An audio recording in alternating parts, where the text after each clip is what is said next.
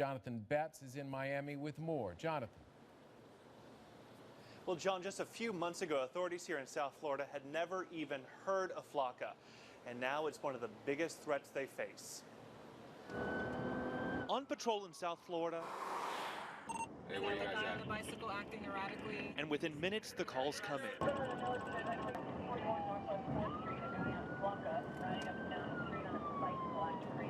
Users high on Flocka. Oh, we got another one. There's number 3. A new designer drug and a new challenge for law enforcement officers. Well, Steph, that rally was a peaceful one. It was held right here next to the police station. And on Thursday, we heard for the first time from the immediate family members of Corey Jones since his death.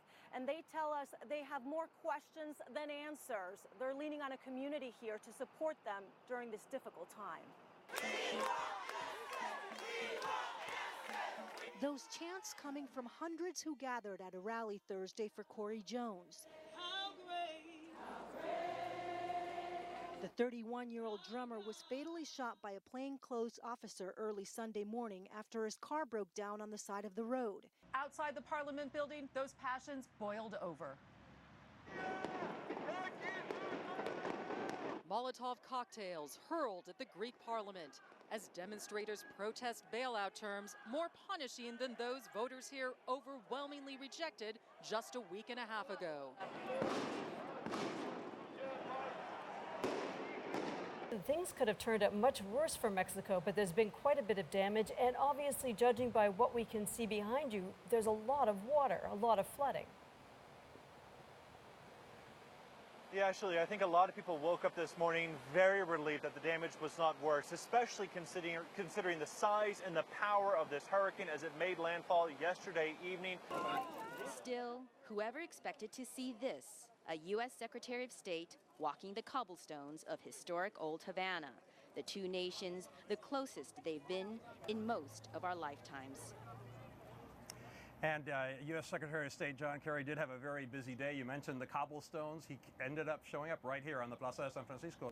But at the moment, there is this uneasy calm here. As I say, the police clearly weren't going to put up with any looting or any problems like that. They moved in and they just kept coming down the street. They did not stop. People were shouting, they're coming, they're coming. And then the tear gas started flying. And now, to be honest with you, most of the protesters appear to have dispersed elsewhere in the town. A very heavy police presence here. And I'm not sure what that banging was, but it's clearly... Oh, that was gunshots, apparently. Okay, well, there's now gunshots here, you'd be interested to hear, so we're going to move aside. Rodney is a jack of all trades, sawing plywood for the windows of this antique store opposite the town's giant Christmas tree. The way it's going right now, I don't see it stopping. I mean, this is going on all over the country. You know, people riding in everywhere, at Chicago, Atlanta. Before, and especially after Monday and Tuesday's rioting, store owners all over Ferguson have done the same. If Rodney's a jack of all trades, Antonio's the jack of trades. The sign on his van says as much. His auto repair business is just outside Ferguson, and he hasn't boarded up. Good thing too, he says, as boards keep customers away. I feel for them, man. That's like taking food out their kids' mouth, man. Just smacking it right out their hand, man. You know what I'm saying? Like, they gotta eat. They gotta eat. I definitely feel for them. You know, I feel for them, and I also feel for the people who's out here going through it. Some insurance companies have told some businesses their policies may not be honored if they don't board up. You know what? At Mac's Chicken Store, they're listening. Besides wanting it there for safety, you can't see what's coming. Linda says the boss plans to keep the woodwork in place till next week at least. If everyone along the boardwalk has their windows boarded and you don't, then it's possible you're the target. Since Monday's destruction, the weather's been grim in Ferguson. It's been snowing hard, but amid the gloom, some signs of hope. At this optician's, they've been looking after Ferguson's eyes since 1965. Now they can't see through their windows. This is an oak tree. Darcy, a local artist, is cheering the storefront up. The tree's a symbol of strength and family, just like Ferguson, she says. Yeah, I don't have the skill set to solve all the problems that we're facing, but I wanted to do something with the skill set I did have. So This is beautiful yeah, opera. it's a very, very small thing, but at least hopefully it's a little bit uplifting to people to see some artwork instead of boards. And Darcy is not the only one trying to brighten up Ferguson. Peace art is springing up all over the town, a sign of hope in a holiday season blighted by violence. John Terrett, Al Jazeera, Ferguson. To find out why we traveled deep into the jungle to a remote region known simply as the Gooniyala.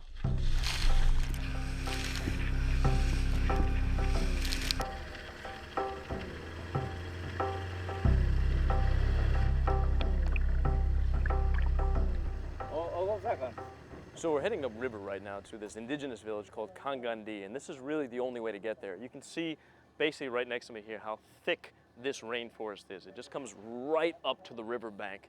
And so essentially this is the only way to get into town.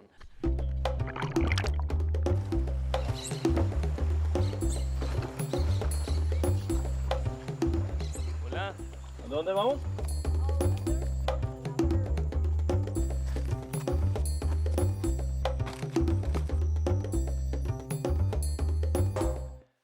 So after a couple hours of hiking and boating, we've arrived, the village of Kangandi.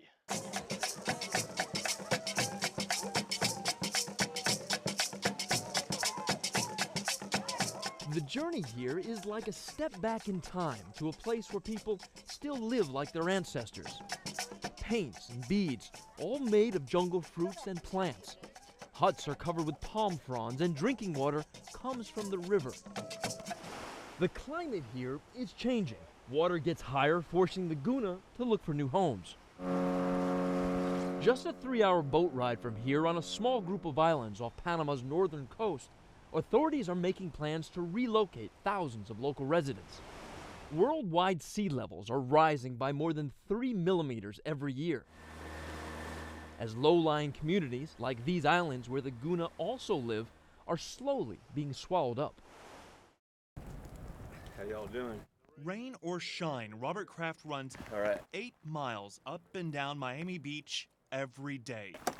Going on up there and get it going. Something he's done for the past 40 years. So how do the beaches compare now to what you've seen in the past? Well, it's bigger, but the sand's not as nice. And yet it's been decades since he's seen this prized beach in such trouble. I hear that Miami Beach is running out of sand. True? Miami Beach has run out of sand. It sounds very unusual. Just like those beach bodies, Miami's beaches themselves need constant work. For years, the solution was to pump in sand from the bottom of the ocean. But 2 years ago, the county simply ran out. There's no longer any viable sources offshore, so we ran out of sand down here in South Florida. Beaches aren't static. The sand comes and goes with currents, rising oceans, and storms. Miami-Dade County alone needs 18 million cubic yards of it for the next 50 years, enough to fill the Miami Dolphin Stadium 7 times. So now county leaders are turning to their neighbors in the north, where in the waters off St. Lucie and Martin counties, engineers say there's plenty of sand. How much sand is out there? There's an abundance of sand off our shorelines. But these golden beaches might as well be lined with gold, because when it comes to sharing, some politicians aren't so willing to wade in. So the idea, generally speaking, this idea of taking sand here and shipping it to Miami. I'm not a fan. You're not a no, fan? No. I've been known to say, tell them to take their sand buckets and go home. You know, a lot of people are going to say that sounds kind of selfish. Well, it isn't when you look at what I'm having to protect and what I'm fighting for. She and others worry a major storm could wipe away their beaches. You guys have your own erosion issues. Absolutely. Absolutely.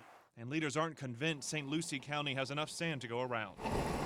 We will help where we can, but we need to protect our own first. Crews can't just use any sand. It must be the right color, size, and texture, making it a precious commodity, especially in Miami, where its beaches help attract 14 million people every year, generating $22 billion. Does getting the sand from the northern counties make most sense to you? When you need sand, you have to get it from somewhere. and we are looking at all areas. So it's got to be frustrating for you. You guys need sand, and yet you're running into resistance from your northern neighbors. Well, as I say, I think we understand their concerns and their issues, and we're trying to work with them to allay those fears. Miami-Dade County is considering other ideas, including even shipping in sand from other countries like the Bahamas.